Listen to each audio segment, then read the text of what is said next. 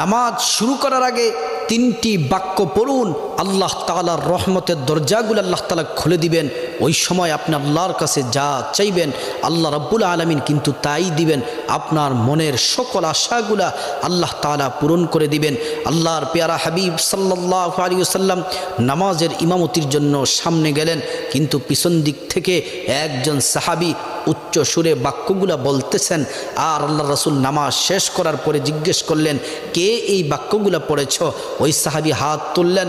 আল্লাহ রাসূল বললেন, তুমি এই দোয়া পড়ার সাথে সাথে আল্লাহ তাআলা রহমতের দরজাগুলা খুলে দিলেন। তুমি ওই সময় যা চাইবা দোয়াগুলা পড়ে আল্লাহ তাআলা তাই দিবেন, সকল আশাগুলো আল্লাহ তাআলা পূরণ করবেন।